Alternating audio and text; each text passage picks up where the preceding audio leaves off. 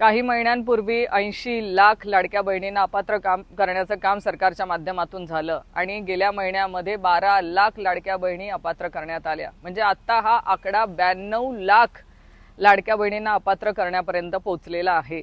सरकारमधले काही लोक सांगतात की लाडक्या बहिणींवरचा खर्च हा वाढलेला आहे। जो 26,000 कोटींपर्यंतचा होता तो आता 32,000 कोटींपर्यंत जाऊन पोहोचलेला आहे। म्हणजे जवळजवळ 7,500 कोटी रुपये हा लाडक्या बहिणींवरती केला जाणारा खर्च वाढलेला आहे असं सरकारमधल्या काही लोकांचं म्हणणं आहे।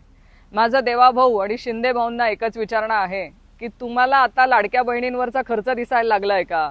तुम्हाला आता लाडक्या बहिणी जड वाटायला लागल्यात का? जिथे तुम्ही लाडक्या बहिणींचे सगळे लाड पुरवतात, त्यांच्या सगळ्या हट्ट पुरवतात, तिथे महाराष्ट्रातल्या माझ्या लाडक्या बहिणींवरचा खर्च काढण्या इतपत किंवा आता त्यांच्यावरती होणारा खर्च हा तुम्हाला जड वाटायला लागलाय का?